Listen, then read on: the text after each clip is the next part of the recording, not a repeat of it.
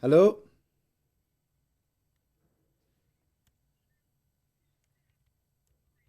Shut up, power! For a second. You don't give orders to my team, okay? I'm the order guy. Ntabi saying, yeah, the disturbance is coming from you. Sorry to out you. We are left with no other option.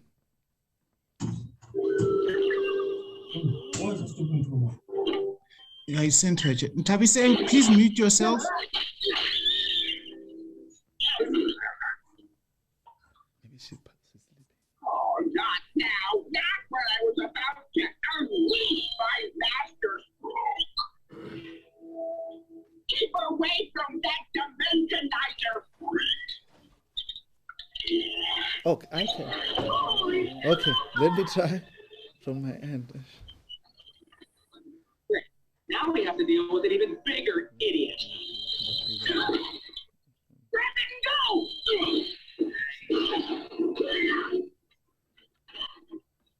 Yo, hands up! Give me back my dimensionizer! Stop, Mitchell!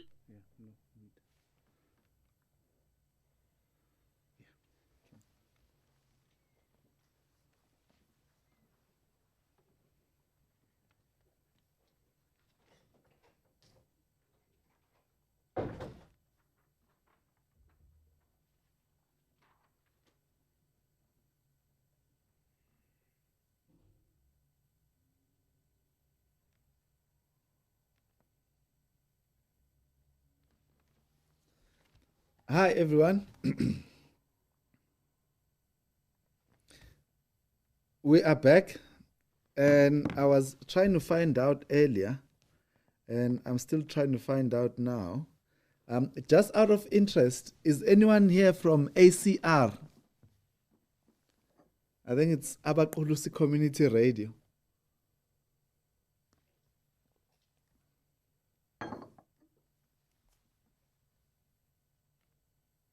Well, I suppose I'm also checking if I'm still talking to people.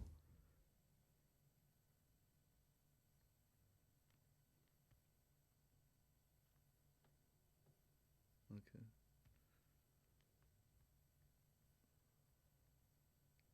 I suppose I'll take that as no one. Can someone give me an indication? Is everyone back? They are. Okay. Yes, we are back at Maputaland Radio. Yes, we are back. Okay. We are back at Good News Community Radio. Yeah, Okay. we are back, Mapepeza Media. Thank you. Welcome back, everyone. Hopefully, the next discussion will also enlighten all of us, and will. Am I not frozen? Okay. We're now getting into corporate governance, Peking 4. So we've spoken about business school definitions of governance, and we've spoken about a lot of things about what governance is and what it is trying to achieve and not achieve, and what it is that we should strive to do, and always try not to do. So corporate governance Peking 4 is that corporate governance is an exercise of ethical, effective leadership by the governing body. Remember I said that you're going to hear a lot about the governing body today. Governing body towards the achievement of 4 governance outcomes. That is ethical culture, good performance, effective control, and legitimacy. I suppose before we move on to the next slide, just on the slide alone, we can spend 2 days unearthing what is ethical culture, good performance, effective control, and legitimacy. But does anybody want to say anything, particularly linking on with our last discussion as to what those 4 pillars, what that actually means? These outcomes mean in the exercise of ethical and effective leadership by the governing board. I'll wait.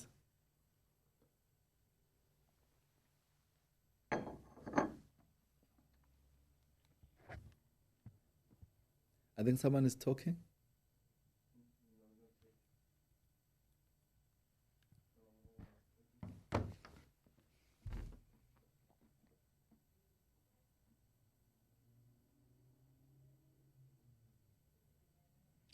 Corporate governance is the exercise of ethical and effective. Oh, Michelle, I recognize you. I think you may Okay, be. I just, here I am. Yeah. I just suppose in terms of the radio that, where we from Good News Community Radio, that you have such a body of principles that governs you in line with, of course, ICASA, but also good radio, the science and the creativity of radio, but you govern in such a way that you as the managerial bodies will hold your presenters accountable to keep to the ethos and do the interviews well, prepare beforehand, you know, not have all technical glitches. There's a whole lot to radio, there's a whole lot to manage, but that it is managed well and that everyone knows their borders, that if they do step out of line, they will be corrected, you know, that there's monitoring and evaluation, because we also on a public platform, and that is in these days quite a toxic culture to be in sometimes. You know, you get can get hammered for things not being perfect, but that is good because one needs to perform well. So it's all a matter of this accountability that you mentioned in the beginning. And then, as you said, media is the one body that can cause a coup. I was just hearing in these days that the Rwanda genocide was caused largely by messages that the media was playing. So I think in our country, with the recent unrest and everything, we can actually change the culture that is out there by the quality of our programs. You know, are we doing good early childhood development, marriage programs, family programs, entrepreneurship, business practices, financial skills? Or, you know, we can change the culture, but we all need to do this in the lines of good governance. You're really helping me today, I must say. Okay. I'm usually, I'm understanding what you're talking about.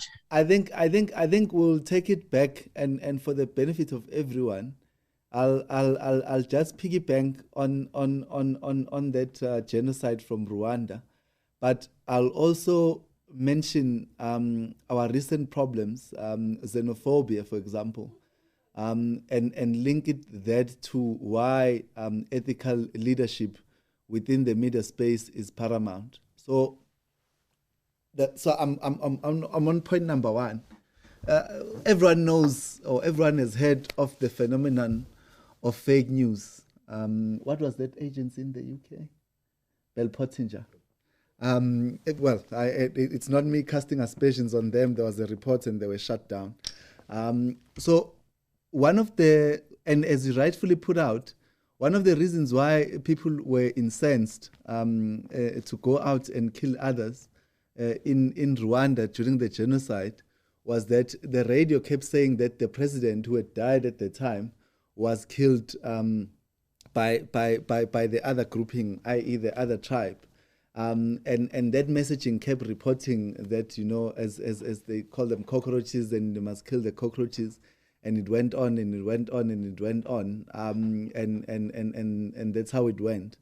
And in the South African context, if you look at the xenophobia in 2008 and the most recent one that has had, for example, in Nigeria, where the youth rose up and was trying to chase out the South African companies there, and you compare that with the 2008 one, I read a report that said one of the things that was the biggest at the time in 2008, that wasn't as prevalent, but which was, like, as you put it, far more a toxic environment. I think, I can't remember when was it, 2017, whenever it was, the recent one where they stopped Burna Boy from performing in South Africa, what happened there was that with the advent of social media, people were sharing a lot of fake news about people being burned and people sharing old videos about people suffering. In fact, it's even happening now with COVID, in that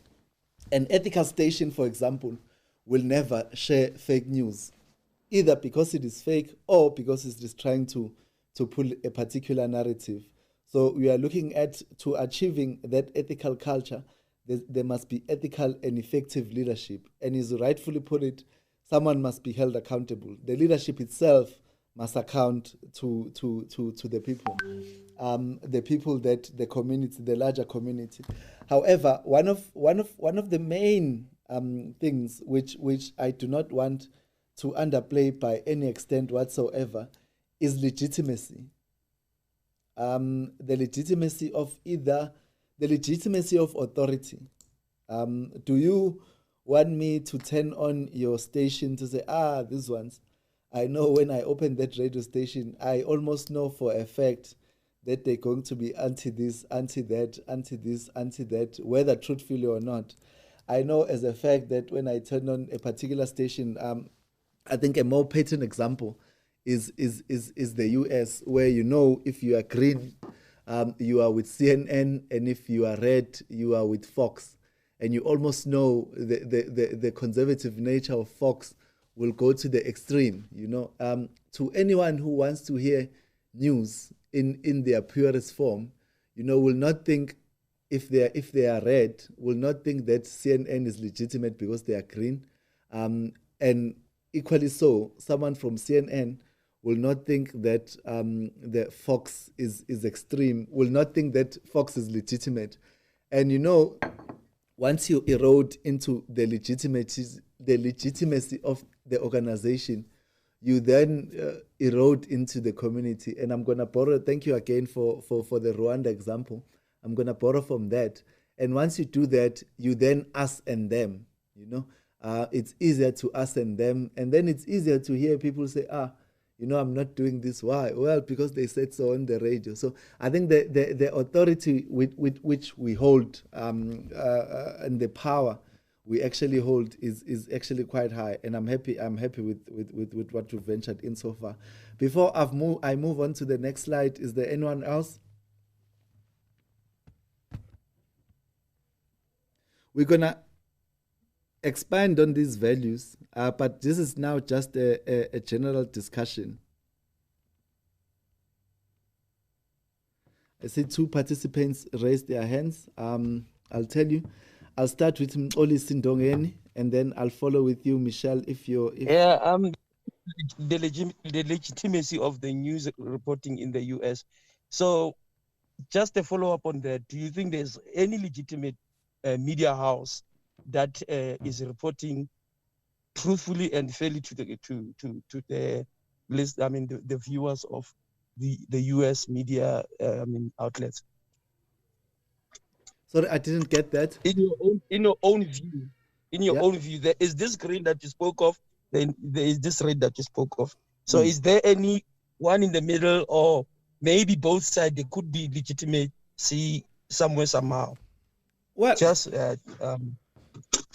that's an interesting debate, actually. Maybe it's a topic for another day. But I will tell you what my own personal view is. And I will link it with the South African view. And I will say this. Sometimes it's better to know what you are in for than be sort of duped, and this is my own personal view, then be duped into believing you are listening to a neutral station, whereas the station itself is not neutral, you know. So if you turn on CNN, for example, you know it's going to be pro-democrats, it's pro, you know, it's more, sorry, someone just walked in and I lost my train of thought. Thank you. What's happening? Oh, is it fine? Oh, I think it was because it was on. I wasn't on mute. It is off now. Yeah. Oh, thank you. Sorry, it was for everyone's benefit that I attend to that. So the point I'm making is sometimes it's better to know what you are in for than to be misled into believing that you are listening to something that it is not. So is there space for media like that? I think in the US is far more developed, and they take a view. But also as a human being, how plausible is it, even us in what we do, how plausible is it to be completely neutral, i.e. you bury your head in the sand?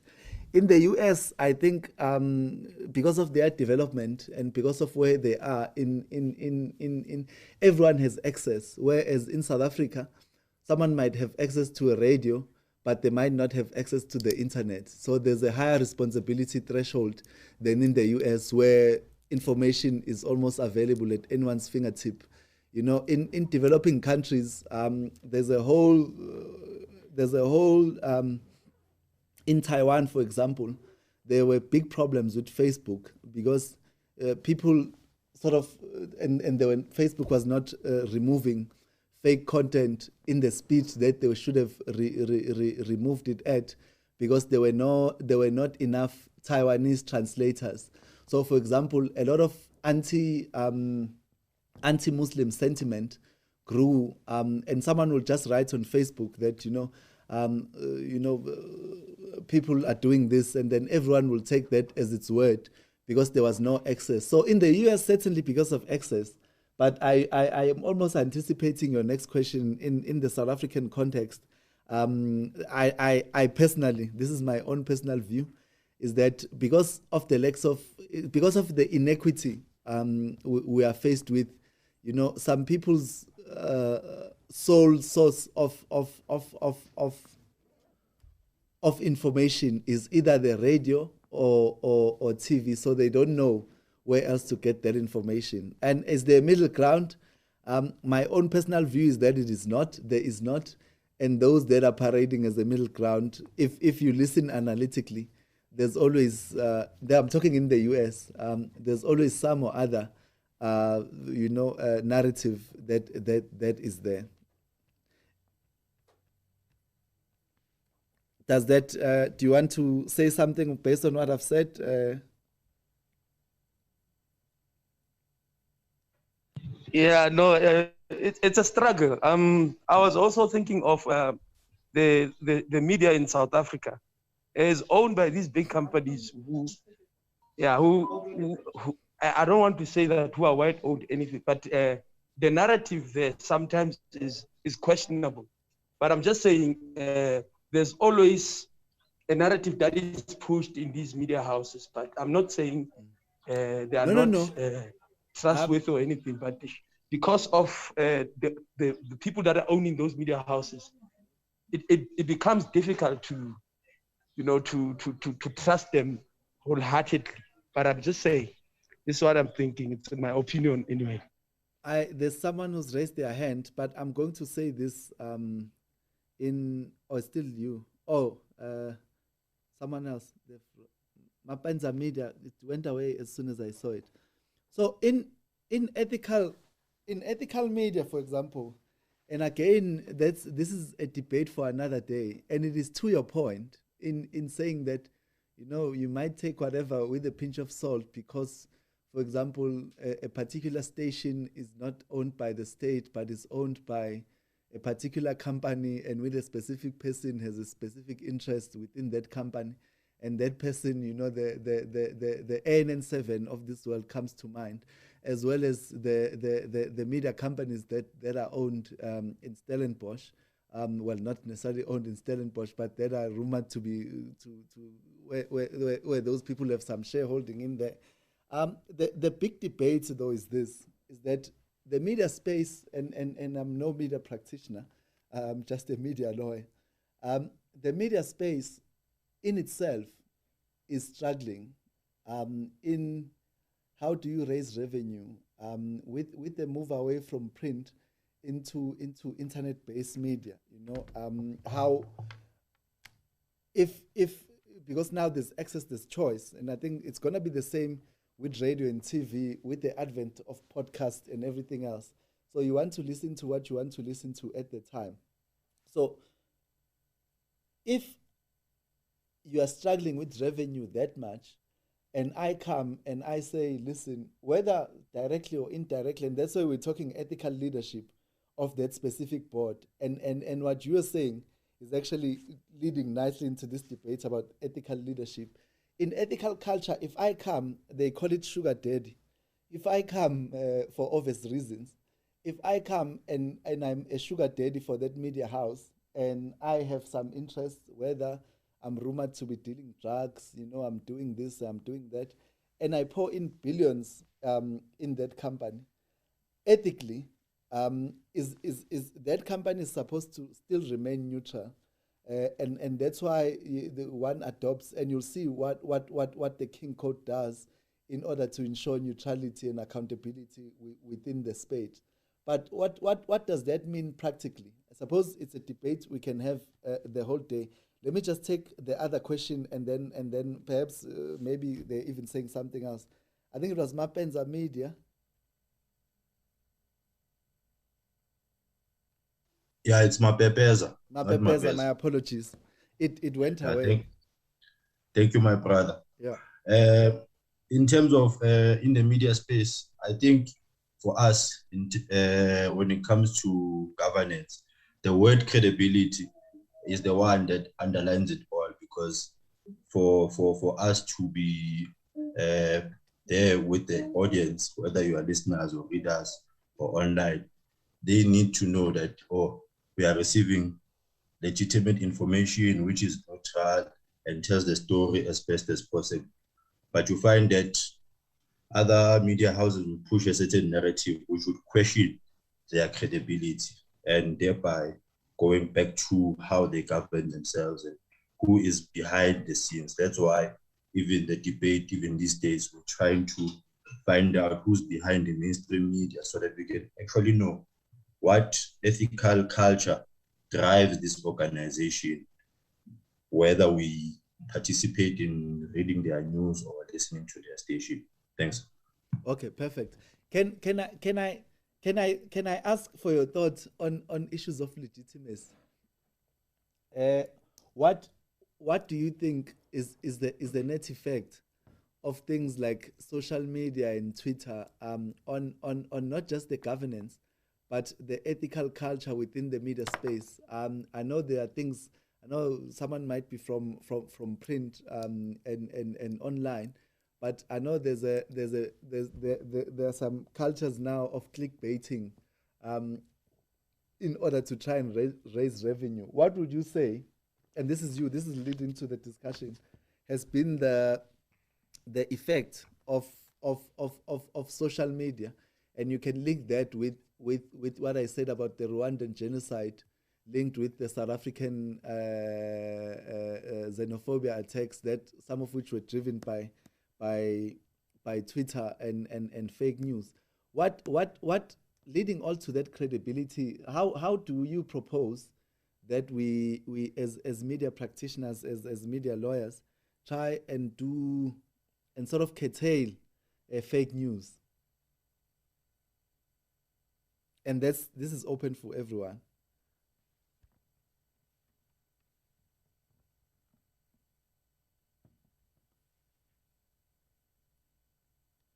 Yeah, I recognize you. There's a hand.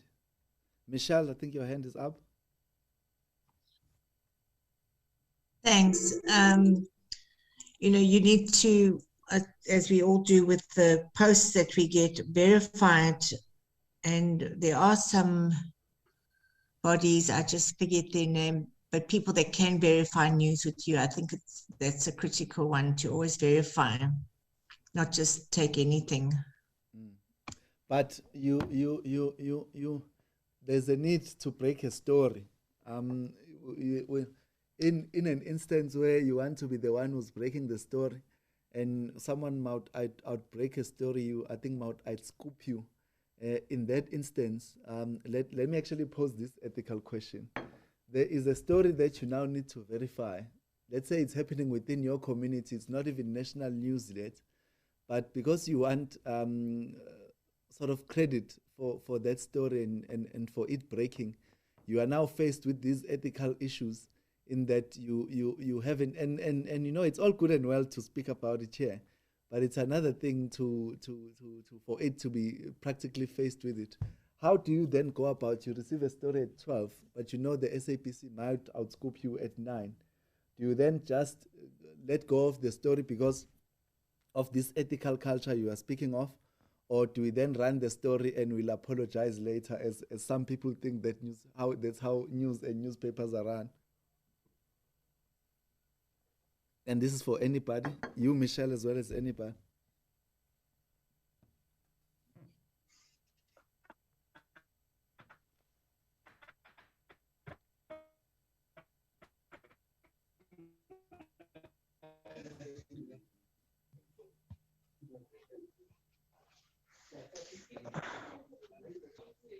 Hello. Yeah, I'm listening. I don't know what's going on. Yes, I think with regards to news, especially at the community radio level, we get both sides of the story. It makes it fair that way when you know that something happened. Not just to get a text and you just run a story. You need to verify the story first with the people that are affected.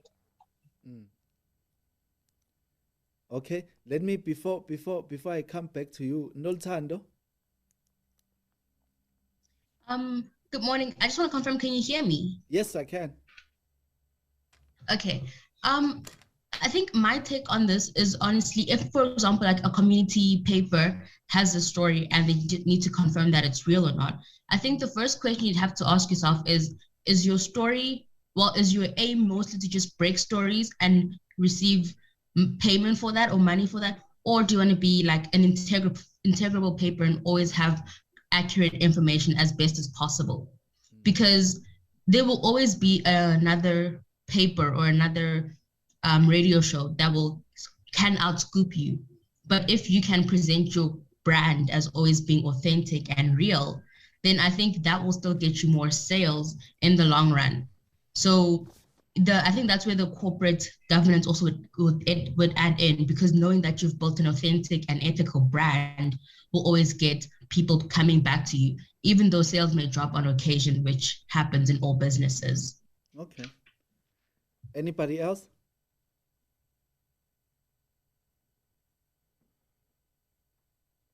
I see there's 2 people. Oh, it was Nolthando.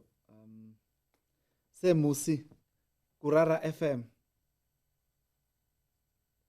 I recognize you.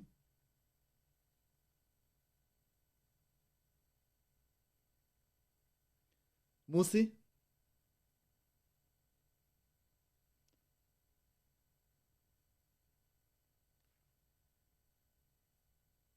Okay, Musi, I've allowed you to talk. Sorry, I think it was my mistake. Thank you very much. Thank you very much. The challenge was I couldn't unmute there. Okay. Good morning, everyone. My name is Musi, station manager, Kurara FM in Northern Cape, Kuruman. I can believe, as the lady has said there, it's not all about rushing to break the story. It's about getting the relevant facts so that when you communicate to your audience, you communicate what you know that it is true. In most cases, listeners stick to listen to that particular community radio because you communicate facts that are authentic. These days, social media is there. Before you can even run with the story, it's already on social media. But what is important is that as community radio stations, we consult parties involved and make sure that we get relevant facts. I'll make an example. 2 months ago, there was a video circulating on social media that there's an animal that was killed on the road to Kimberley, only to find later that when the guys were running with the story, to find later that the clip was only from a movie from overseas. And now a listener complains on social media to say, no, Kurara FM is reporting unauthentic stories, you know. So you need to ensure that you get the relevant facts, you talk to the relevant people before you can report. And the other fact that people are pouring in money, whether into a newspaper, into a radio station, it's challenges that we have when we do business. We always say, look, we'd rather lose your business than compromising our principles as the radio stations. But if you are to do a business, we separate from reporting and our normal programming of the shows. If there's a story that involves you, we're going to report the story as it is. If there's a strike on the mines and we go there and we see people striking, we report what we see because it's authentic, it's factual. The only thing that we need to do, we need to get all the involved parties. Thank you. Okay, perfect. Nice to hear from someone from Kuruman. I did my fair share of visiting that space, particularly chairing disciplinaries at Sishen for the better part of the last 5 years, I think. But be that as it may, I think that's for everyone that has spoken. You know, you are almost echoing exactly what I'm writing down. I'm going to throw two things back at you, and if anyone can't speak, please let me know. I'll make sure I give you the necessary permission. It's all teething problems, but I think we are winning the battle. I'm gonna start about a story of, was it 2014 or 2012, when Oscar Pistorius said he was shooting an intruder and eventually fatally shot his girlfriend, who's now late. May her soul rest in peace, Riva Steenkamp. Everyone will probably remember the story. It was breaking international news. I was called I see you, Musi. I'm gonna be with you just now. If you give me 10,000, I will give you an inside scoop into what exactly is happening with him in these holding cells. Of this sister of mine, and then tell me what in this instance you would have done. I'll tell you what the newspaper eventually did. We can start with Kurara FM because you had your hand up first.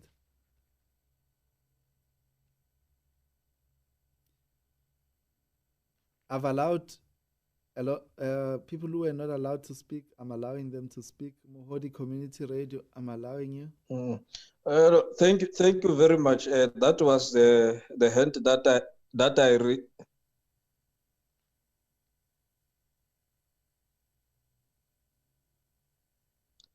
Thank you very much. That was the hint that I raised earlier on before I spoke, so I forgot to lower my hand. But in any event, now that I have you on the line, you are now, CNN wants to know what's happening. BBC wants, Al Jazeera wants to know what's happening. You now have access. There's a character who's now languishing in a holding cell, who's saying, give me 10,000, I'll even give you cell phone footage of what's happening with this superstar athlete. What do you do?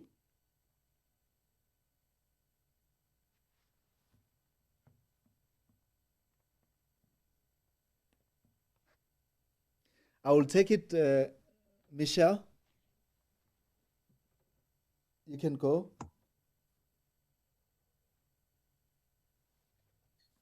Well, that story really was on everyone's mind. And I think I remember even going to my hairdresser and they were following it in the hairdresser, the whole court case. And, it was just It was just a horrendous story, actually.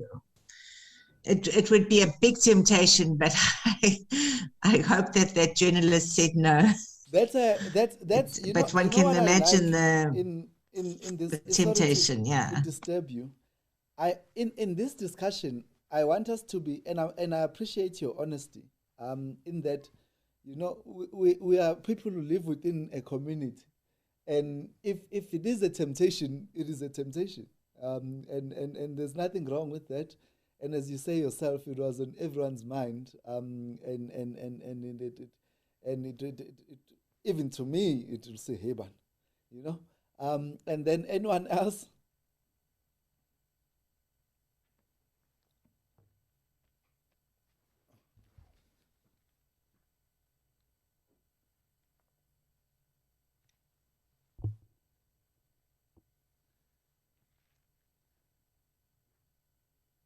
Anyone else? I take it those who are silent would have paid the 10 grand.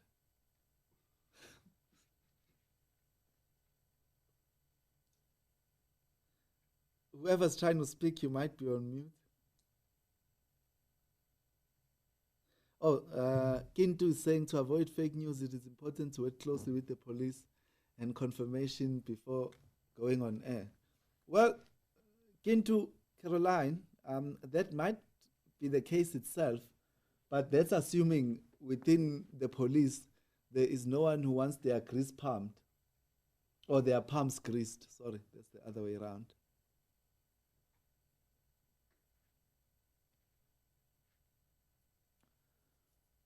Nolthando Buthelezi.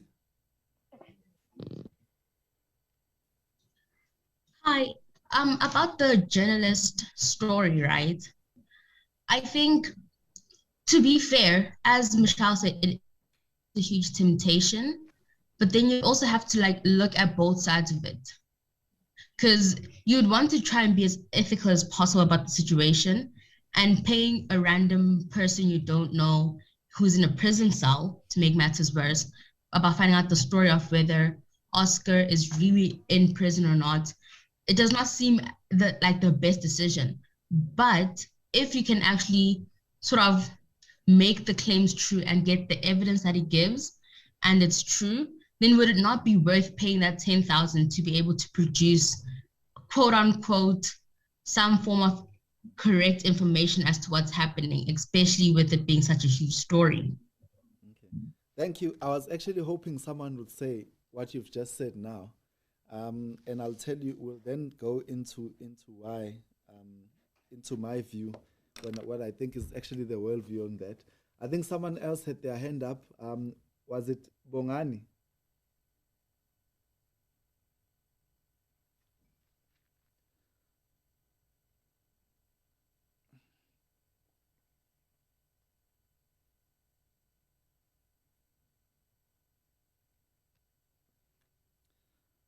Austin, I've allowed you to talk. Nkosi, I've also allowed you to talk. Ndlaleni. In fact, I've allowed everyone to talk. Someone else had their hand up, and I want to go back into it.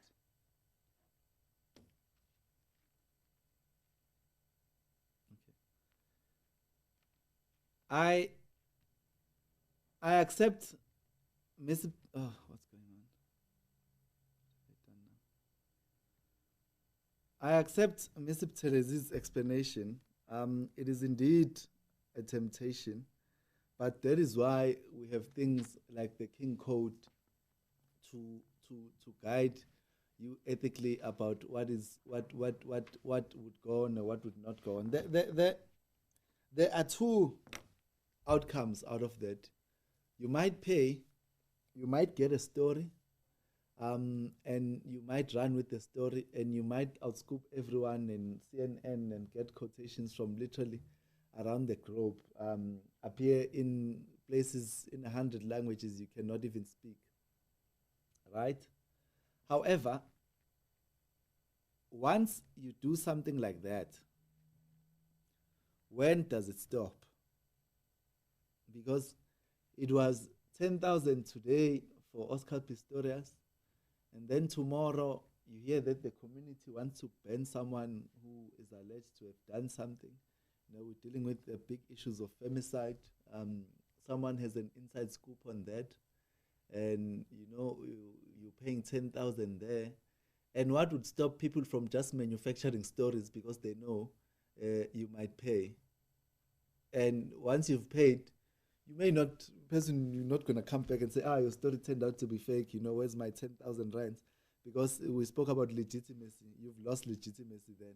Once people find out that you pay for stories, you know, when these things come out, we all look back and say, hey man, was this person correct all along? You know, if I know in the US, if a judge or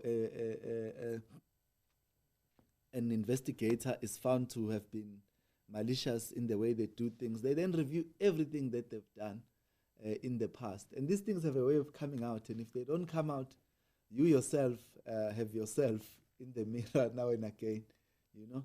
So thankfully, the journalist did not even pay. In fact, the manager of my sister, and it was ANN7 for all people. The manager of the station at the time of ANN7 just said, no matter how great your story is, you can take it and shove it where the sun doesn't shine. We will not pay for stories, because the net effect is that it's just rippling, and you'll never know where it ends. And then ethical and effective leadership in that instance is completely eroded. Ethical culture goes to the dog. Who cares about performance? Who cares about control? And who cares about legitimacy when things like that happen? And it starts small and it completely slowly erodes into, and it eats away at this culture. And you know, who's to say, not only do you manufacture fake stories, you now manufacture real stories. You know, there are talks of serial killers who continued killing because they just wanted to be in the media space. They will write, there's someone called the Last Call Killer, there's someone called, if anyone watches all these crime documentaries as much as I do, there are people who then tormented the news stories, and the newspapers will then write to them and say all sorts of things to them in order for them to appear on the news and to do those things. But be that as it may, I think it's a non-debate. It might be tempting, and I appreciate the human element of it. But unless you want to eventually lose legitimacy, good performance, effective control, and ethical culture, I wouldn't suppose that you do it. What I'm going to do now is that we're going to get into a bit of legalese about King 3 and King 4 and what has changed. I would assume none of us, except for me and maybe one or two people, even know what these kings are. But we knew about governance and the Companies Act and ICASA and the regulator and everyone. So what I'm going to do is that I will take the last round of discussions, and then if there's nothing else, we can break for tea for a further 10 minutes, and then we'll come back. Then we'll go on until 12, and then after 12 we can break for lunch, or you want to go on forever, and then, well, not forever, but and then we can come back and finish. It's not, we can continue. Okay, I've been told we can continue. Boran Dlodlo just raised his hand, but the people that pay everyone here say I must continue. So I'll also continue. Bongani, I'll take your hand. I think the idea is that so that we finish early, we limit the breaks, ne? Okay, that's perfect. Do we have to address our own issues of the stomach, or is there something or arranged? Okay, thank you. Thank you. I just had to inquire as to some very important matters. Be that as it may, Bongani, let's continue our conversation. All right. Thank you very much. I am Bongani Ndlondlo, program manager at CETFM. Which FM? With the issue of corporate governance, there's something that I would like to hear your view on it. Because earlier on we spoke about the issue of accountability. Now, in terms of community radio stations that are operating within an institution like a university, and obviously at some point the university, the institution itself will fund that radio station because it's operating within its premises. So I just want to find out what's your view having, let's say, board members that are employees of same institution that's funding the radio station that's operating within a campus. What's your view on that? What are the legalities? And so I hope I make sense. No, you don't try and be perfect in how you are asking the question. You can just ask it. It's a safe space here, and I forgot to make that undertaking. So we must say whatever it is that we want to say, and based on that, I will ask you to please repeat. So, what's my view? In that they shouldn't be funded. What do you mean? Or then they control the narrative. What? Maybe first tell me your view and tell me what my view should be. Oh, what's my view? All right. No,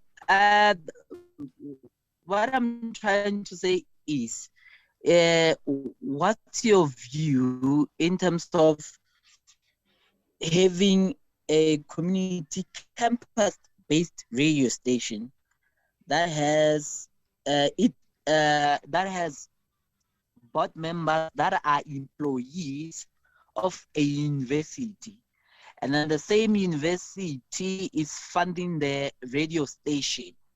And I just want to know, in terms of, is it something, it's not a problem, or it's an issue for the radio station? Because number one, a community radio station is a radio station governed by the community. So now we have an issue that the same radio station, that is a community radio station, is funded by an institution. And then it has office bearers, especially on the board members, that are employees of the institution. So I just want to know, is it an issue, is it a problem, or what's your view on that? Let me ask from you, if I was to say it's an issue, why would it be an issue? If you were to say it's an issue, why would it be an issue? Yeah.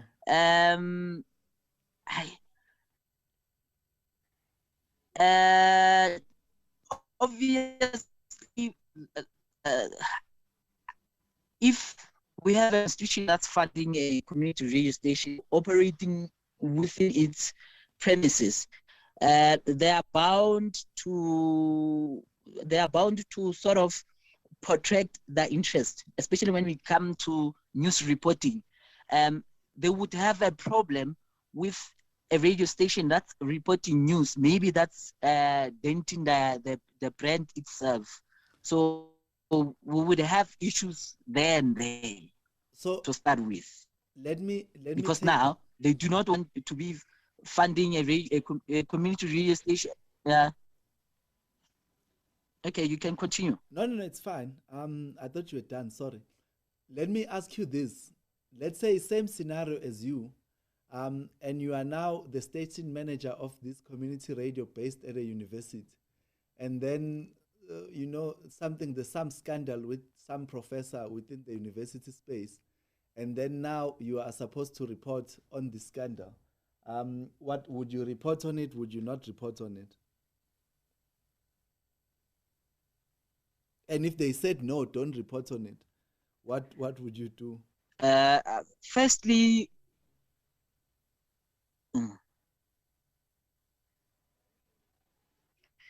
I think as you are thinking, let me assist I you. must say, No, it's okay. that's why I'm not trying to put I you would on the like to hear spot, you. but Yeah. what I am doing is trying to challenge you I can't to hear you. think in a particular way. So effectively, you are asking a question we are purposely here for, and it's what we've been talking about. You've got ethical, let's go back here. Once people tell you what to report and what to report based on their own interests, not based on a fair, balanced view, you then erode your ethics, you then erode your good performance, you then erode effective control, but most of all, you erode legitimacy. And if my own personal view is that there's nothing wrong with that specific scenario. However, there will be something wrong if then you were not free and fair in the way that you were reporting, in that you couldn't achieve an ethical culture, because if, you know, there are all sorts of talks about professors wanting to sleep with young women and young men in order to exchange those for marks. If you had to report on that is happening at school, then, or at the university, it is a school, you then cannot be told to, you then will be told not to report on it. That in itself would be a problem. I suppose it's the same scenario. You've just changed the players. Instead of a station that's controlled at Saxon World, or allegedly controlled at Steinhoff, or allegedly controlled wherever it is that is controlled, it is now controlled at the university community. And your question is great, because the essential elements of it is that you need to align yourself with these particular principles.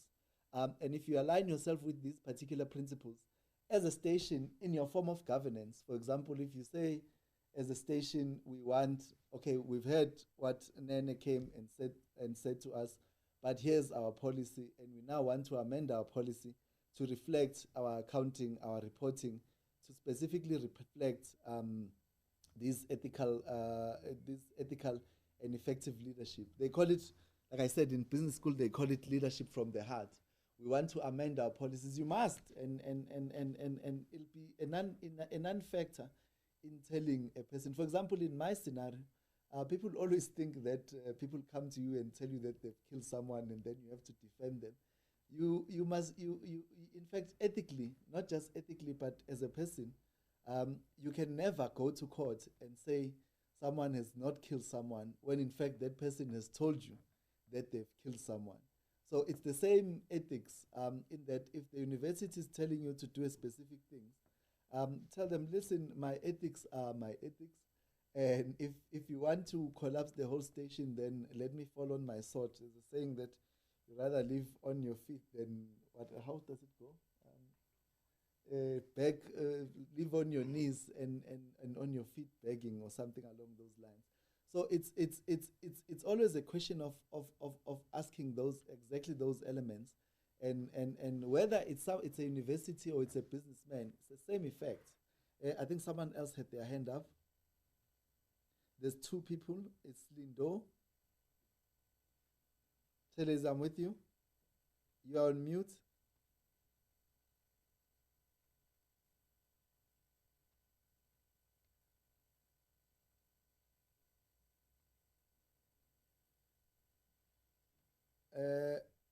Whilst Lindo still has hand up, Olisi, I think I can take you. My brother has just touched on a very issue that some of us as stations that are presiding within the premises of the university have. But in my case, I would say that when there's a story that is coming from the university, what we usually do, there's a communication office or the PRO of the university that we talk to verify the story. And then sometimes they would verify the story and release what do they call this? There's this statement, media statement about this whole issue, because they're avoiding people to just report carelessly without facts. So universities in this instance, they are forced to release something. We can't just be quiet when there's a many story happening. And I think that way it also protects stations in terms of ethics. You know, we can't hide a penning story when there's a story about the university. It also, affects our license regulation. So it's important that these stories are reported but involve the people that are affected, which is the university in this instance. However, there is that element where now the university is paying our salaries, and now they have an issue like that. In my instance, in the past, we had a VC who never wanted to be on air because she knows that if we can interview her, people will just jump in to want to ask her things that are relevant to whatever we call her for. So she just depended on media statements and stuff like that. But yeah, I would like to hear your view on these things in terms of the media, radio stations that are within universities. What should be the approach there? What is the policy? Do you guys have a policy of sorts that governs the way in which you interact with your stakeholders? Yes, the news should be unbiased. So that is that. No, fair. But is there a document that then regulates your interaction with let's say if there's a radio jock who comes in, is there a policy document that says if you come here, you come in at 4, you leave at 3, you are not supposed to swear, the regulations and the BCCSA and all those things. Yes, the code of conduct. Yeah. Well, besides the code of conduct, I'm just asking for something more that sort of regulates. Oh, the policy, yes.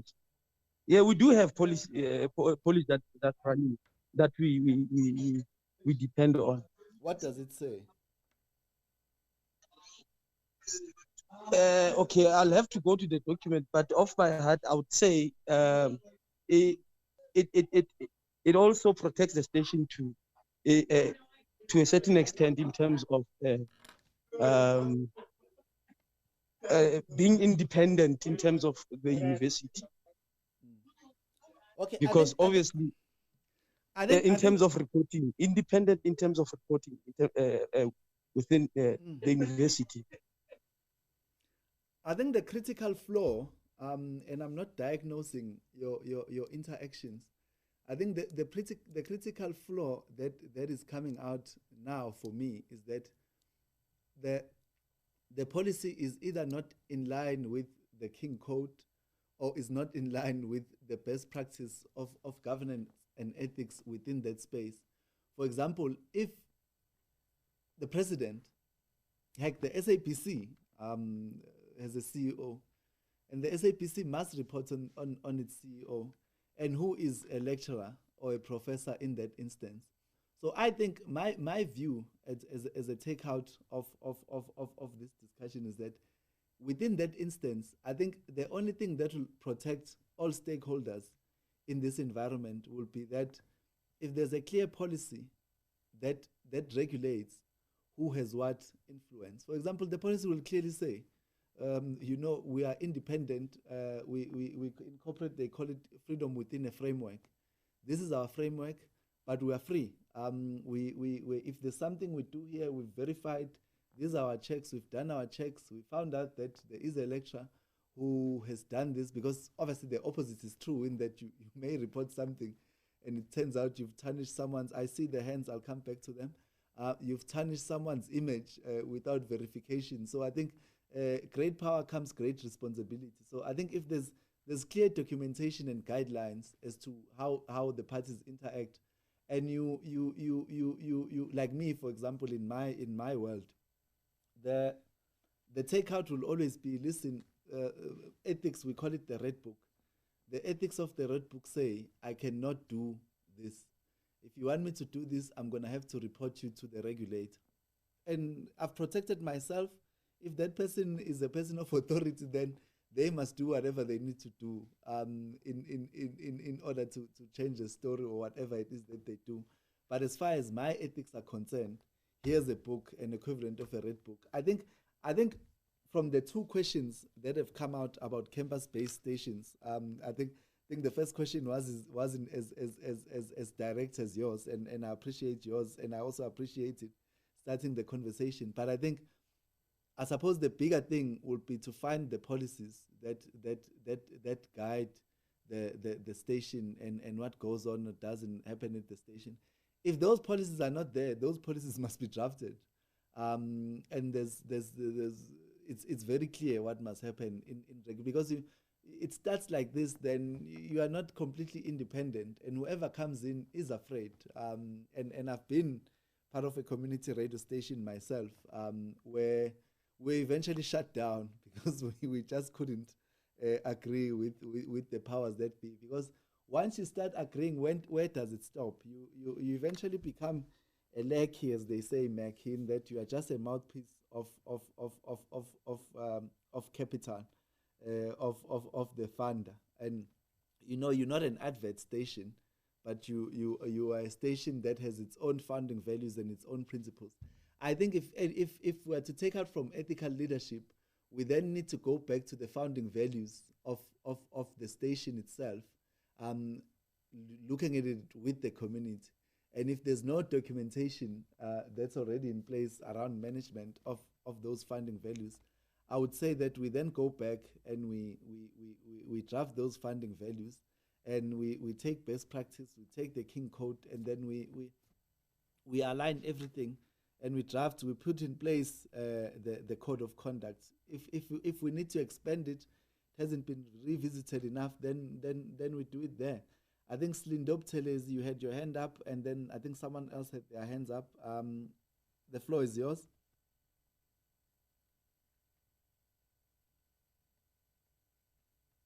You might be on mute.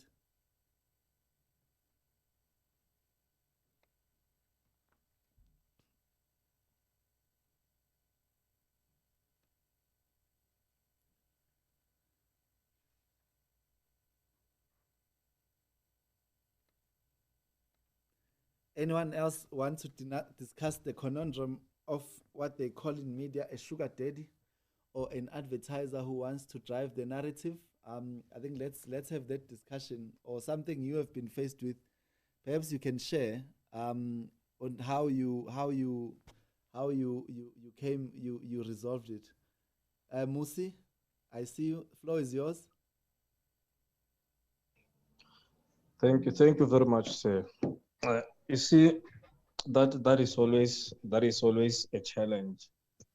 I remember when I joined the radio station a few months ago, we find that we had advertisers who advertises with the station. They come in whenever they want to. If the particular person says, I want an interview at 11 o'clock, he will just come and say, I'm here for an interview. He does not arrange with anyone. He'll just say, I'm here for an interview, and he has to be given that particular interview. But when I look at the records, I found that, but this person is not paying any, and stopped the adverts immediately.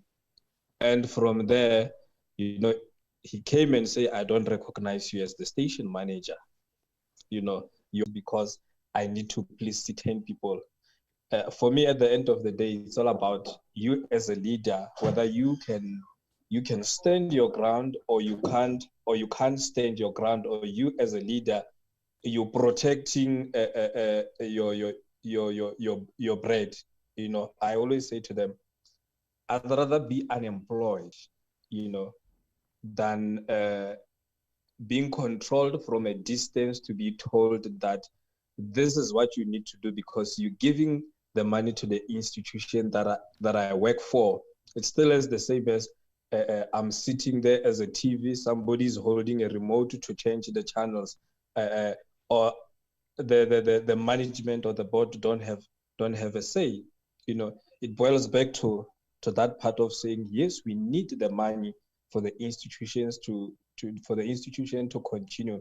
However, you as a leader, where do you stand instead of your ethics? Do you protect your salary, or you'd rather protect an institution that has to serve the interest of the community?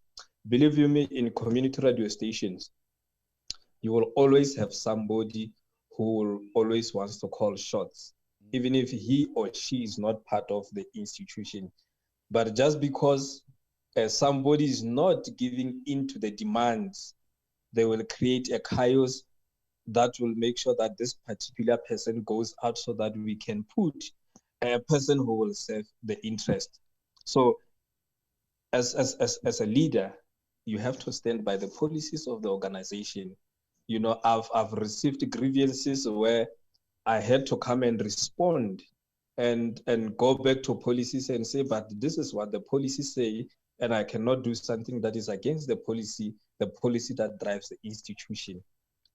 You know, so it depends on you again as the station manager, as the manager of that particular newspaper, whether you want to give in to the demands or you want you and your team, you want to develop the institution. But if it's about giving the demands of the others, understand that the very same institution that you are leading will fall apart. And when the institution fall apart, who gets to be blamed? It's not that person. It's you, the head who's managing that particular institution. It's the board that is managing that particular institution. Also, you with the board, you deal with policies. You deal with policies and you tell them, these are the policies that you have given me to run the institution. Why is it you now who stands against the policy? You know, those policies are very important in an institution and are policies that at the end of the day, that they protect the management team, they protect the institution.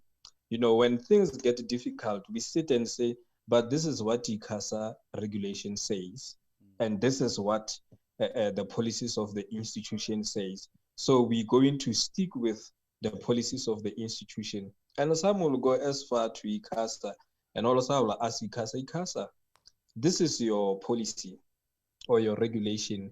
Do we now follow the regulation or we follow this particular individual? You see? So yeah. So sorry to cut in there. I see Gamma saying something. Let's take him and then I'll go back to you and then I'll say what I think I need to say on that point. Gamma.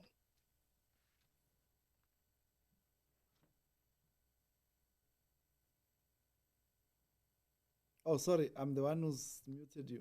Allowed to talk. I've allowed you to talk. Unmute.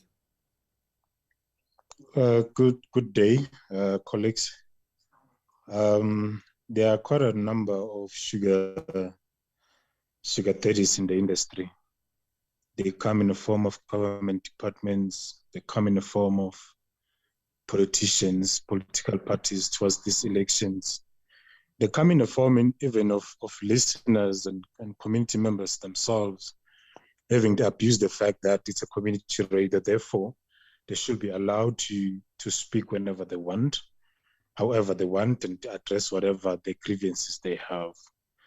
Then the biggest challenge then with the sector is that a couple of stations that came before us has been allowing such tendencies, so much that when we come through, we get the rejection of wanting to treat the station as a private station and a community as it is. That tells you then that the misunderstanding of the sector is the biggest problem to the public. I always find myself having to deal with mayors, comrades, and other things. I always tell them we don't teach mathematics in the time of Africans, meaning if you want to speak about current affairs, there is a current affairs issues. And you don't have to allow it just because there is money. I think the other thing is that someone will come and say, I heard you interviewing so and so, only to find out that the station has spent its own rule for the sake of money. And that's where the problem starts. Once you start allocating things based on your need of finance, you will compromise a lot and you compromise the reputation of the station. Then everyone else would then use that tool to abuse the station.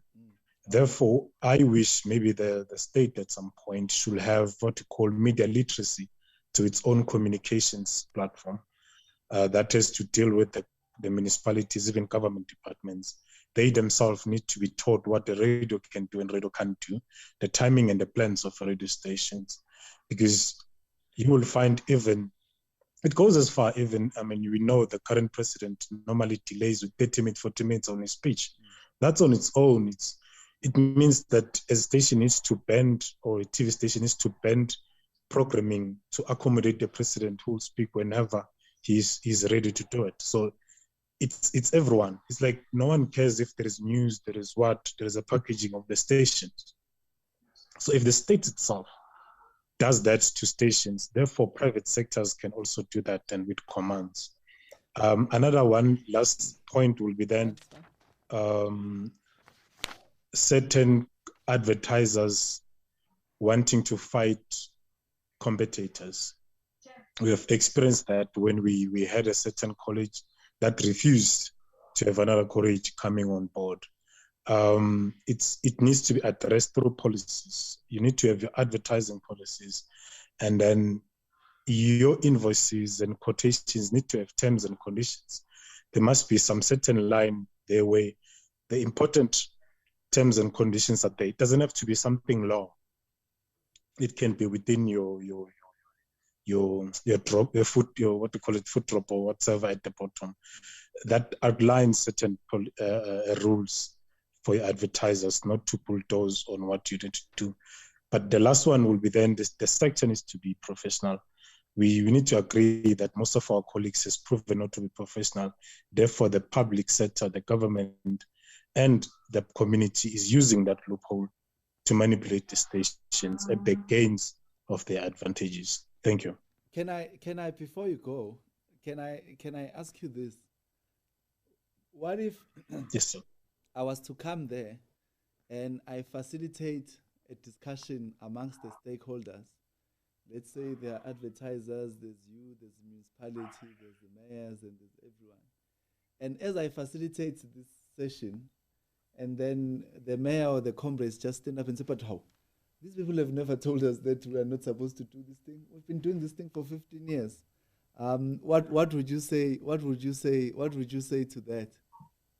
And I want to link that with what I said earlier. Like if those people that you've mentioned, that category of people, and all three categories, was to say how. But why would you even call someone from outside to tell us this thing? These guys have never told us this.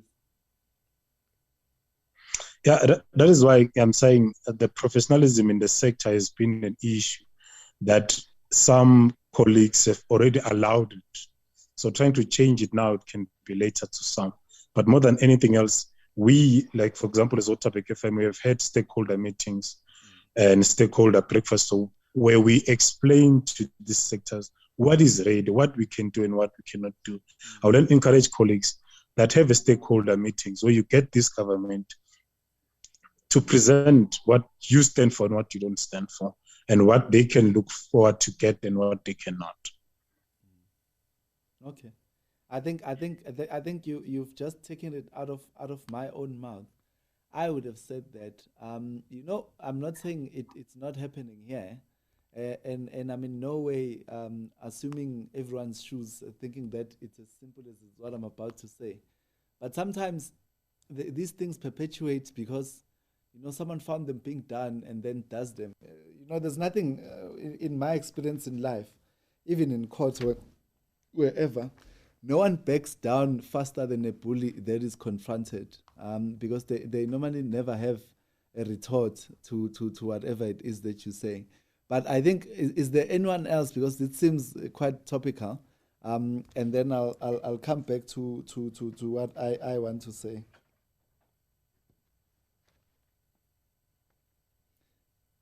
Okay, I was assuming it's your old hand, Gaman.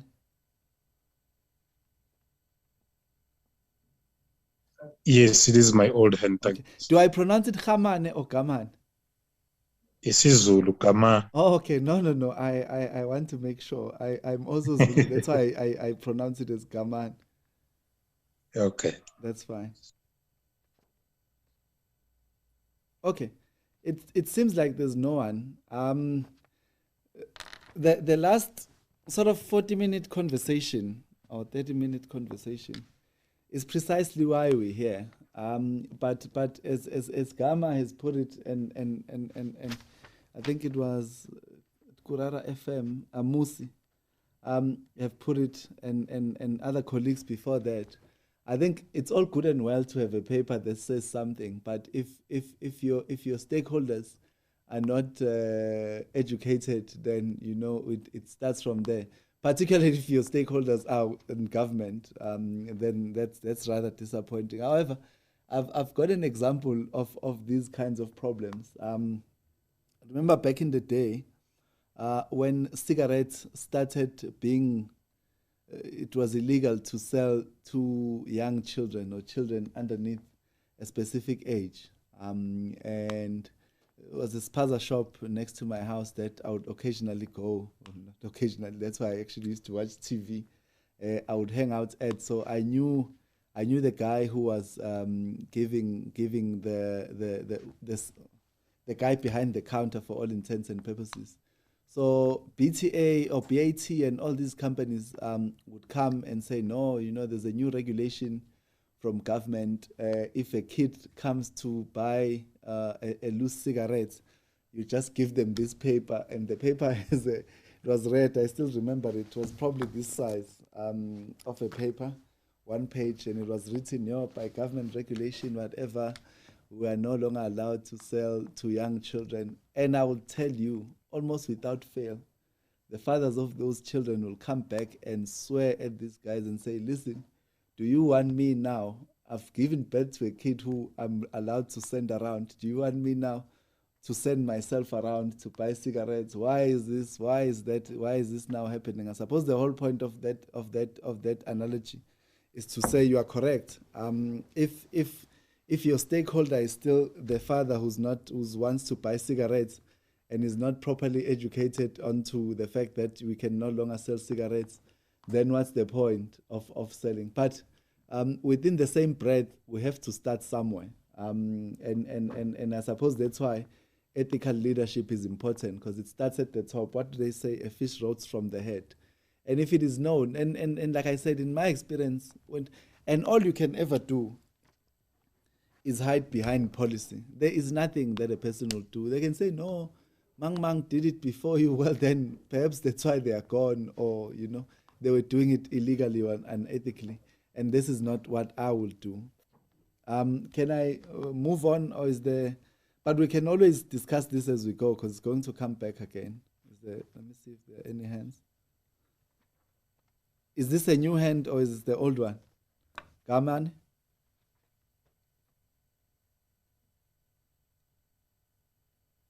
I think I need to take it down. Okay, let me just take it. Okay. Sorry, I've left it. It's an old hand. Sorry, I just removed it now. Okay, that's fine. Is there anyone else?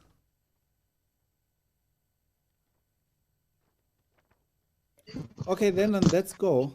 I will move on. Sorry, there's someone? It's Nkoli again. Yes. Talking about the problems of stations in terms of advertising. Sometimes we take up clients. In the long run, community members would come complain to the station that this advert that we played did not keep their promise.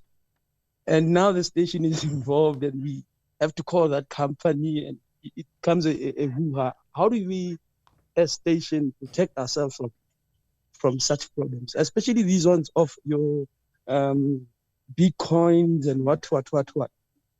They would sign up people, and somehow the community would come and complain that, my money is taken. So you can't be facilitating fraud.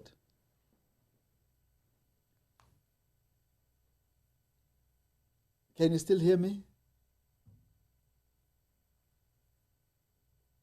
I can hear you, sir. Yes. Okay. I lost you a bit there. I understand the gist of your question as to saying, if someone says they can bring back my lost lover, and they've got the amount to advertise on the radio, and I want a lost lover, and the lost lover doesn't bring back, or they promise to raise certain things, and that doesn't happen. I suppose, again there, I'm going to defer to policy. I don't know if you know of an organization called the Advertising Standards Authority. Sorry. Uh, Oh, it's a side discussion. Is it being beaten up now? No, I've not read that. Oh, okay. There seems to be some technological challenge. I'll light. There's a mute.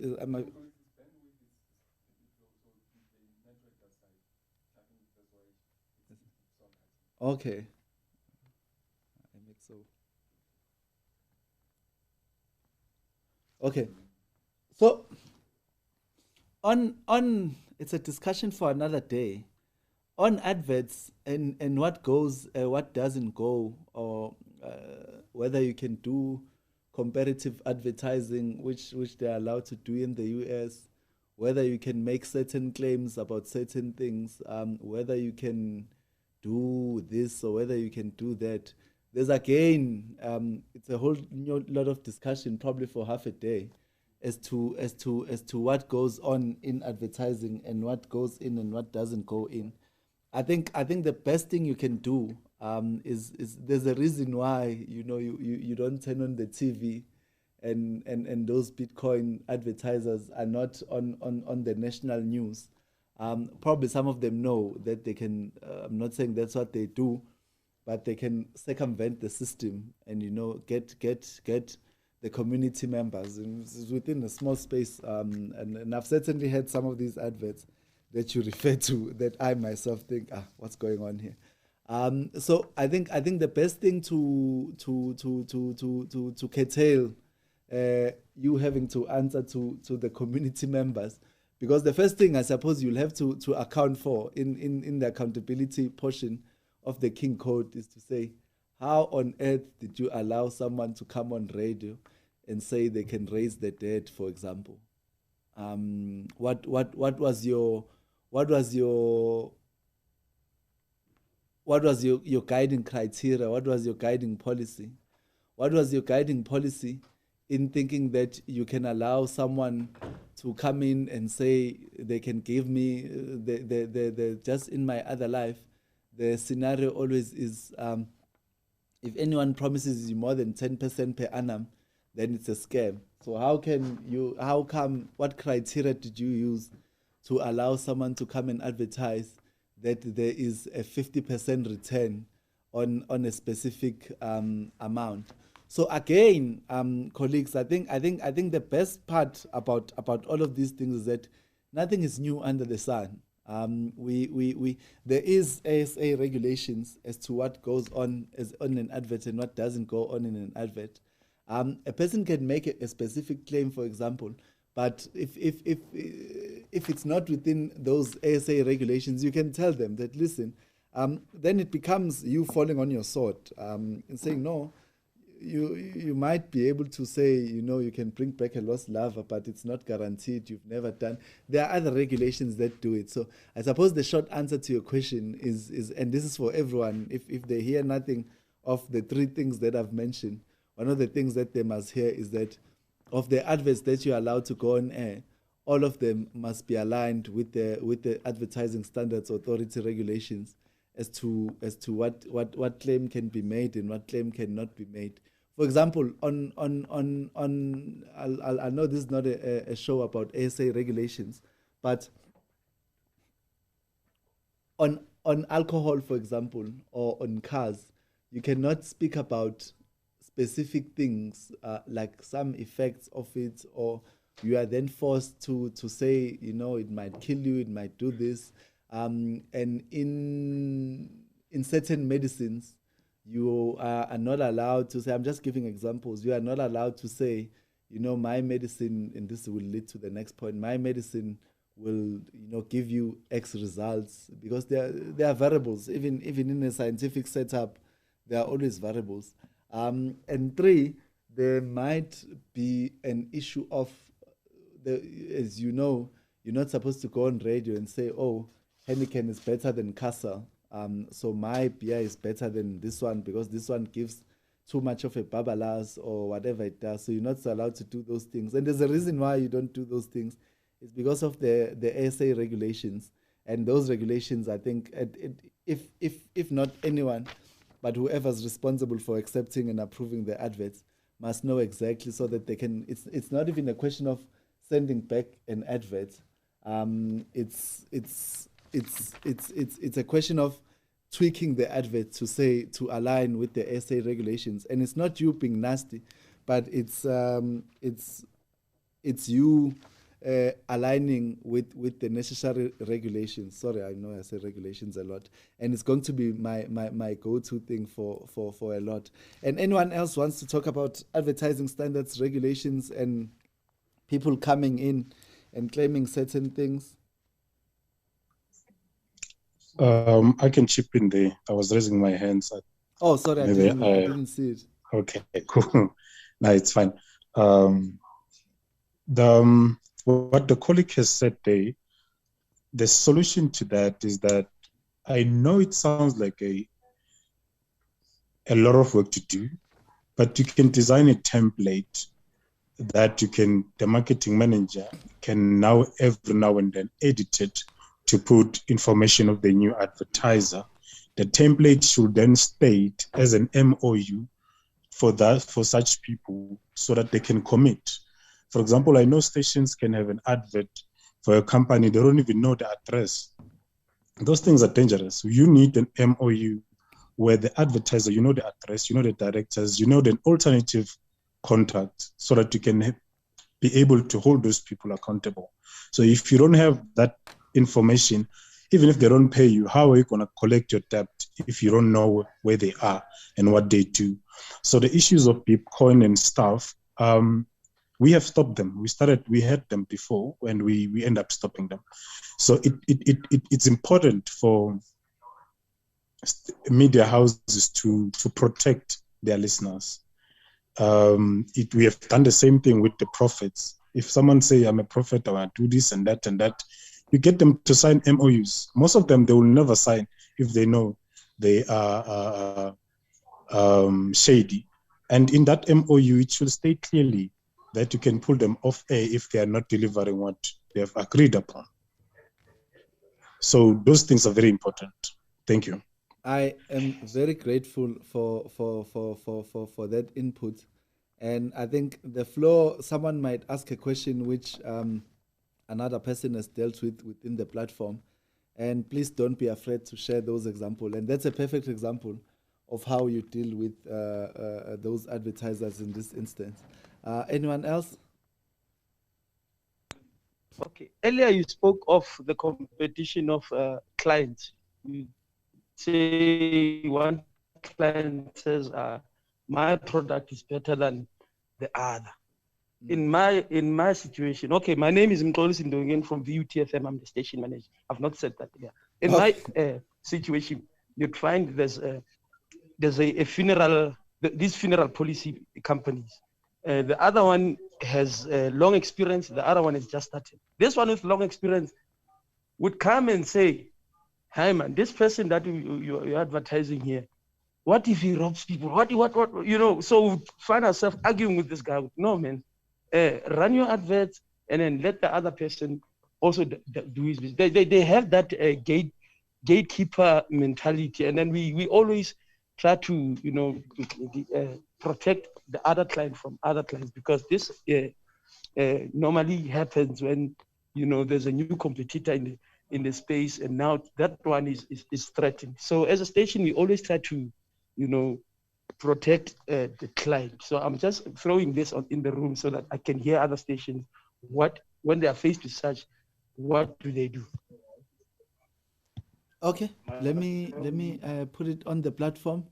Advertisers are coming and saying, no, but how can you be advertising this guy? He's new in the industry. You know me, the communities know me. I've been selling meat in this butchery for 20 years.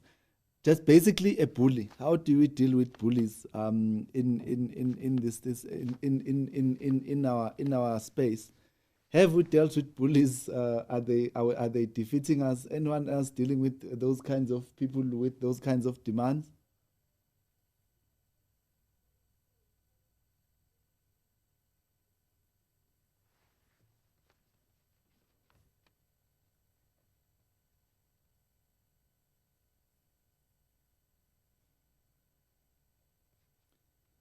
I'm gonna put someone on the spot and see if they are not sleeping.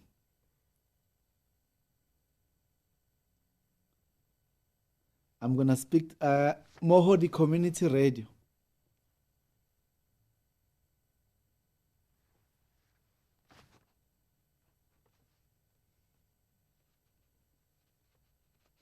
Oh, I haven't allowed them to speak. Sorry, my mistake. Oh, it's not my mistake. Hello. Yebo.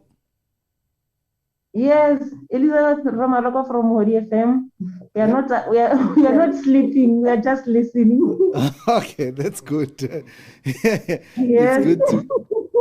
Do you have anything to say?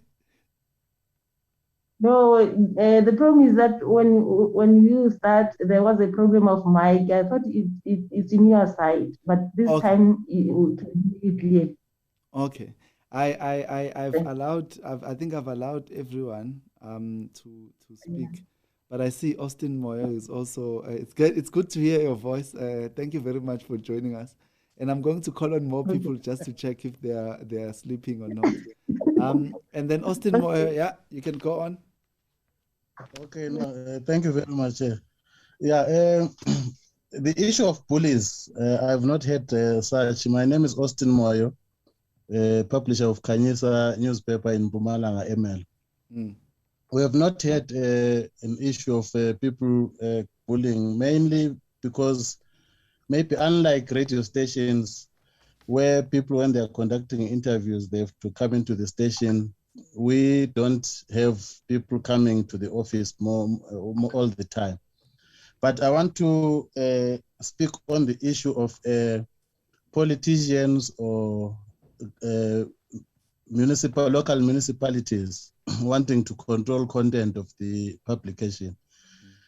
A lot of our publications in Mpumalanga now have got zero municipal advertising because when you write something that doesn't jelly well with them, then you just see certain silence. Even when you approach them for advertising, you can see that there's something that is not sitting well. I remember I once had a meeting with one of the mayors and his municipal manager, but you could see that they were just going round and round in circles when we were trying to come up with we'd given them actually a very good proposal, but they were going round and round in circles. But you would see that it's because you see certain things that affect the community. You report on them, you go to them also, you speak to them to give their own side of the story. But at the end of the day, it doesn't sit well with them because it's like you're exposing them.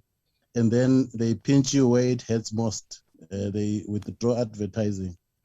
That's my contribution. Okay, thank you very much. I was going to go on to that. Mohau, your hand is up. The floor is yours. Can you hear me? Yeah. Okay. Good morning, everyone. I just wanted to add on what Mr. Moyo has just said.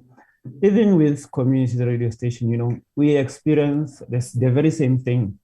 Here in Swaziland, I work for Good Media FM. We've come to a point where municipalities our municipality does not want to work with us because they want to control the content that we deliver. So we have experienced a sudden silence from them. If there's something that they want to, maybe a message that they want to pass to the community, you'd find that they would go to UFM or maybe Mutsweding FM and just pass Good Media FM right here because we don't want to do things according to how they want us to do. So we do experience the same thing too with community radio stations in terms of working with the municipality. So I get what he's saying. Okay, I suppose before I come to you, Musi, I suppose the big question then is, how do we solve that? I'm sitting in a room here where I'm looking at all the shareholders, I'm looking at the president, the deputy president, as well as the minister of communications. Do they know? Do they not care? Does who represents them? If for example, you're saying, I know I come from a place called Vryheid, and if the municipality isn't playing ball, so to speak, you can always then go on to the next person. I suppose the bigger challenge is if that person is also aligned to that narrative of saying, you spoke bad about my organization or whatever, then I suppose that's the big question. I suppose the thing, and that's why I've opened it to the floor. I'm happy there's another hand, two more hands that just went up, of saying how do we solve it? And I'm gonna put it on the floor just for now. If anyone has an answer, please note it. I'm going to come back. Let's go to you, Musi. Thank you very much. Look, this will always be a challenge, and I believe you said it early there that we should now take it upon us that we go out and educate our communities, our municipalities, our partners that we work with as a radio station. This is how we operate. This is how we do things. This is what we can give to you. This is what we can give to you. Let me go to the issues of the pastors. The issues of the pastors, this is what we did. We said to the pastors around and saying, form your own groups or organizations of pastors. Any pastors that comes, we will first say, Pastor, go and see this group of pastors, because this organization of pastors, because these pastors work with the local chieftaincies and so that we know exactly where you come from, what is your mission, why are you here, before we can even give them platform, whether they paying, whether they're not paying. That's what we do. We send them to those organizations so that they can first discuss there, and the chairperson of the organization will come to us and say, we've done our thorough check. No, give this person platform, or don't give this person a platform because the background that we have, this person is this kind of a pastor or of a prophet, and they will give us a report. We will also, if you want, just follow up on the report. That's what we do when it comes to pastors. With the municipality, we consulted with the GCIS, the local office in John Taolo Gauteng district, and we said to them, look, this is the challenges that we're having with the municipalities, and we want to work with them. 2 months ago, the GIS called the municipalities, all the communication officers of the municipalities. We discussed on how can we work together going forward with the municipality, especially after the elections, because now the current leadership will be going out. But after the elections, how can we go out with the municipality to at least have a 3 to 5 years, service level agreement as to this is how we're going to work with the municipality. This will be the budget. That's how from our side in the John Taolo Gauteng district have dealt with the issues of municipalities. And I believe in the coming term or after the elections going forward, when we go there, our consultation could have now produced the results that we want to see and how we want to work with municipalities. With other stakeholders, we also call them for stakeholder meetings so that they can understand how we do things. This coming weekend, we go into a stakeholder meeting. Those are the things that we will be discussing, as to how we do things, what are the opinions or what are the suggestions, so that we all have a workable relationship that will benefit the institutions, the radio stations, and the community. This consultation takes a very long time, but we need to be patient with these municipalities, because people comes and go and others come with different ideas. We always tell them, we showed them and say, look, as the radio station in 2020, we've given you free advertisement over 350,000. In 2019, this is what we've given you. In 2019, this is what you spend on the radio station. In 2020, this is what you've spent. And we said to them, how do we pay for our transmission? How do we pay for the staff that is providing you the very same service that you want from us for free? So those consultations, let us have them at the different levels. If it fails there, go to an upper level. If it fails there, you go up until you get the assistance that you need to work with those with those municipalities. Thank you. I've got just one comment on that. And if everyone is listening, I would like to challenge or I'd like to put this specific thought across. Gama, I acknowledge you. I'll let you go after this. I like your solutions, almost all of them, but I'll tell you what may eventually pose a challenge. It has the potential to pose a challenge where you create a gatekeeper outside of your control. All dictators start off as well-meaning. There's no dictator who started off as a dictator. Everyone always starts wanting to go good, and then they just get drunk on power, and things just go haywire. The things where, for example, the pastor or the prophet, it gets sent to sort of a local sort of clergyman who then approve or don't approve of that pastor. That has good effects initially.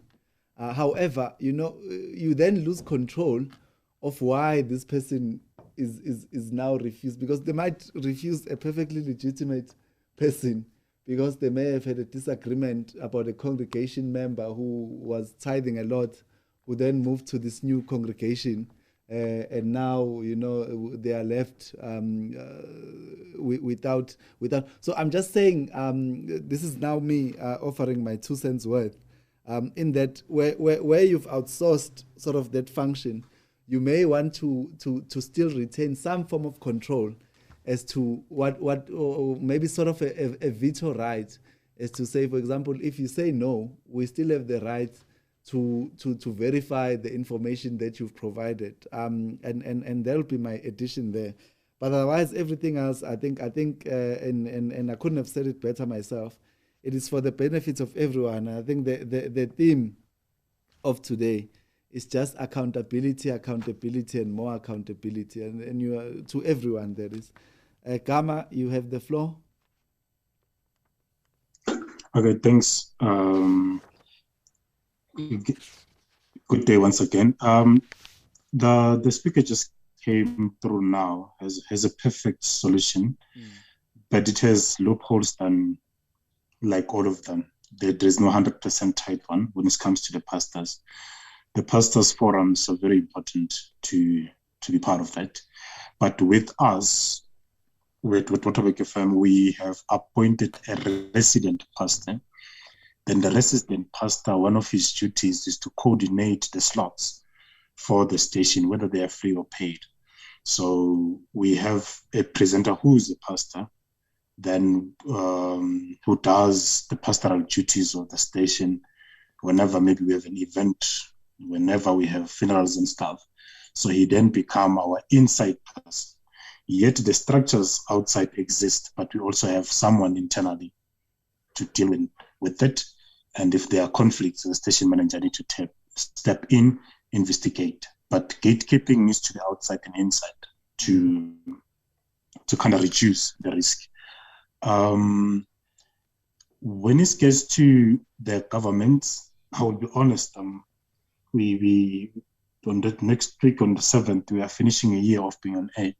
We have less than 5 government adverts or projects that we have run. And this is basically from the fact that we have put our foot down in terms of how they wish to treat us. So whether you like it or not, they will always gonna use the element of you speak against our political party then we're not going to give you adverts. And they say it very loud and clear, and we have nothing to do after they've said that. But what then is important is that GCIS has been instrumental maybe in provinces like in Mpumalanga because I've worked there, KZN because I have friends there. There's been a challenge in Limpopo as far as I know, since I've been here for all a year. But one of the things that I've picked up is that when you coordinate the conversations among the stakeholders, it comes back also with the fact that even our station managers has political ambitions, which becomes a problem. Because already when you have ambitions and you have a view, already the party in question or in leadership of that municipality comes to you with that certain attitude. So it's important that we remain neutral. Sometimes we blame these people for treating us the way they do. It is because they know what we stand for and who we are. So it's very important for everyone to remain neutral and never voice your political interest. And then lastly, when it comes to advertisers that are pulling, like the example of a funeral policy that have been in place, it's very important for advertisers to know their limit, how much they can speak and how much they cannot. It's a process that we all learn, but at the end of the day, everyone needs to accept the competition as much as we accept the competitions and stuff. The last one then will be the issue of take it or leave it coming from the government when it comes to being bullied price-wise. I don't know if that was touched before. Financial-wise, government departments will bully you whether you like it or not, from GCIS to everyone else. They just come, 4,000, take it or leave it. And we have accepted that because at the end of the day, that 4,000 is better than nothing. It means then the problem is not only with the private sector and everyone, it's also with the communication officers and the project managers and the DGs in these departments and this government Section 9 institution, that they need to be honest with us and treat us with respect, because the same thing they do is the same thing that private sector does. Someone will say, I have 3,000, I want my advert 20 times a day. That's it. The entire day is what funeral all over, but you're getting 3,000 out of it. So the dishonesty, it's a bigger problem. I don't know if some of this workshop, these stakeholders can be put together by MDDA and allow us to speak to them about these issues without us fearing being victimized. Thank you. That's a very fair point, and I'm all for that. And as you've said, and as has been the theme all along, it's all good and well to be agents of change, but if you are like that father whose child is going to buy cigarettes, and all you are told is that we can't sell children cigarettes, of course you're going to be angry, unless someone, the government or whoever is responsible, has said something to you. I think we had promised each other that we'll break for lunch for about 20 minutes, but is it arrived? It hasn't arrived yet, but I suppose it'll arrive soon, because we also need to address those issues. I'll take Mxolisi, and then I think we'll move on to the next point after we break for lunch.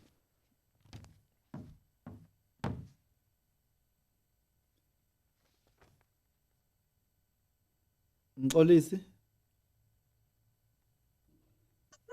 On the issue of pastoral fraternities, in our area, we have a couple of them. So are we then, colleagues, saying that we will accommodate all these fraternities so that we can ask them to vet these pastors that are coming in?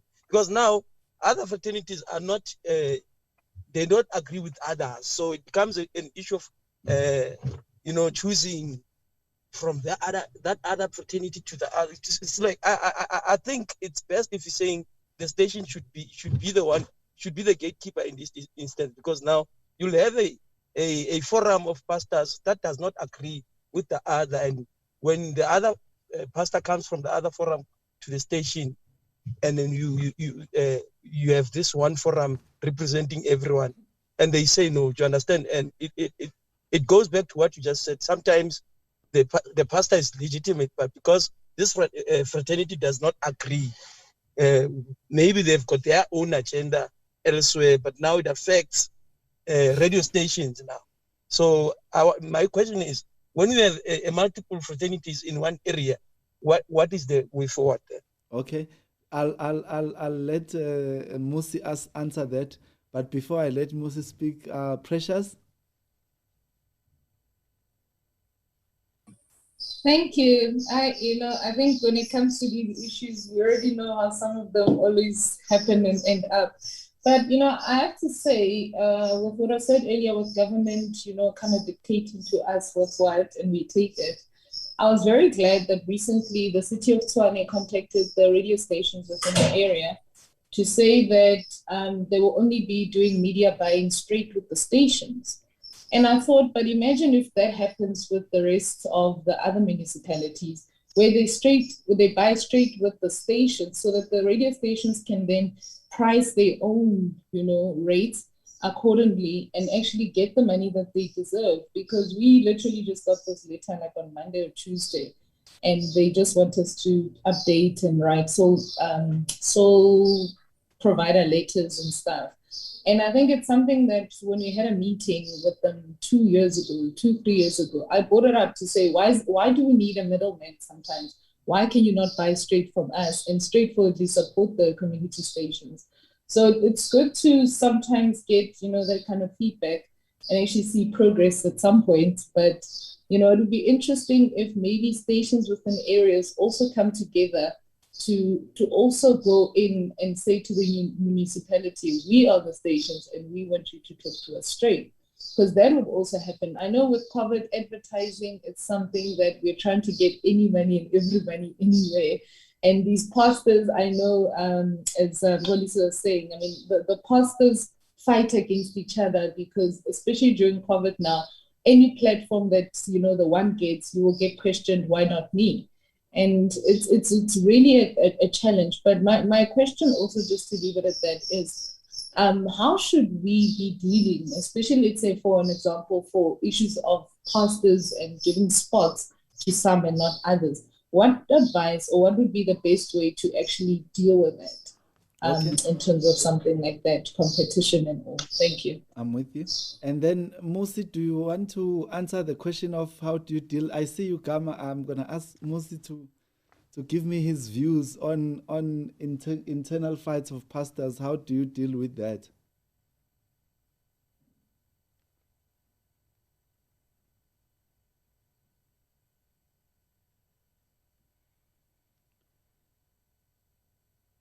If you are talking, you might be on mute.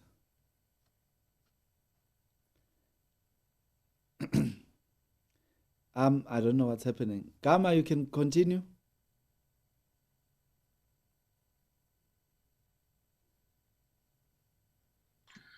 The solution to that is, like I said, we have a resident pastor internally. So the filtering happens from outside, but then if there is a query that needs to be raised, there is a pastor who is a resident pastor to the station, then get to deal with that. In other words, we have a department internally that looks into such issues. I think that's very key, having pastors being the ones deciding. Politics exist in all spheres of life, and even in church, it can be even worse than the politics, And I must say, before today, I did not know that pastors were such big advertisers, but it's okay. Anyway, thank you. I think to answer the last question about how you deal with advertisers, I think we must always be cautious in our approach, in that we don't get sucked into the politics of the day. And as Gama so eloquently put it, politics exist in all spheres of life, and we are also human beings in the sense. So I think, I'll go back to the US again. It's quite a topical topic. There is pro-life. There is what do they call them? There is the Reds, for example, are anti-abortion. and then the greens, the blues are for abortion. Let's say you are a station manager and you are a Republican, meaning you are red, and an advertiser comes and says, listen, we are a family planning clinic. We want to run an advert for women who might want to exercise their right to terminate a pregnancy before a certain time. And let's say your founding values of the station are not based on any Christian values. It's just a normal station, but you as a station manager have a view, and your view is very strong in the sense that it is pro-life, it's anti-consequences, or it's not anti-consequences, whatever they call it in the US. But in that sense, when you are dealing with that advertiser, you must not wear a hat that you would wear in your own political sphere. And that's why issues of policy around, and there is already policy, we might not have it, around the SA of saying what goes and what doesn't go. If it's against national policy, it doesn't go. But if it's against my own personal conviction as Mxolisinen, then who am I to elevate myself to a gatekeeper within this space? Because this thing erodes. It may start with me preferring my political party over another. My political party might not be in office forever. When it comes, then the other political party will say, when we run this FM, it's all us and there's nothing else. And it just erodes. And when you look at it down the line, you've lost point number 4 here. So you've lost complete legitimacy. So in dealing with advertisers, it's going to be the theme for today. One must always refrain from being, the authority themselves, but must go back to these principles of being ethical and effective leadership, ensuring that there's ethical culture, good performance, effective control. I think in this instance, effective control will be a better place than saying, is there control? What am I doing? Am I running this station now as my spaza shop? Am I still running this station or this newspaper as a platform for the public? And in this instance, there's a quote that says, I see there's recently, as far back as January this year, there are columnists in the UK that are sort of against, not sort of like belligerently against each other in their writing of columns. Sort of, there's no, in South Africa, everyone always pretends to be neutral, but if you read all of them, you always pick out a pattern. So they were not neutral at all. They were just going on against each other. And the other one, who was being twagged upon, as the youth will say, wrote, after an article about him was written, he wrote in the next appearing article, and he said something along these lines: I read that article, I disagree with it and with you, but well done, I protect your right to be heard. So that's effectively, and I'm sure you've been told about the Constitution yesterday, about what its foundation is, or whenever it was, and what you want to achieve by it. You might have strong views about something in dealing with that specific advertise. You might have someone who comes and says specific religious views which you were raised against, but it's not your call. That person's right. In fact, your call is also to protect that person's right to be heard, as guaranteed, not just by human decency, but also by the Constitution. But be that as it may, I think this would be a good place to take a break. And then we are going to come back. If there's nothing, I'm going to briefly, and we've touched on a lot of these things, briefly speak about the code, as well as what it says we must do or must not do. I'll just fly through this because it's a comparison, and I don't think it's quite important for our purposes. I'll start mainly, this is where we start, because we are all NPOs on this platform. And what the King Code says about, there's a supplement called Supplement 6 about NPOs and how we should govern ourselves. And I promise you it'll be worth a listen. So I think let's not just because the food is not here, but also because I need a stretch. At 12:19, let's come back At 1, is that fine? So that's 40 minutes. Okay, everyone is nodding. Before we do that, if there's anything else, you can write a note here. Then we'll address it when we return, and then we'll just know that everyone can see the notes. So don't speak badly about your colleagues or me, for example. And then we'll be back at 1. Thank you very much.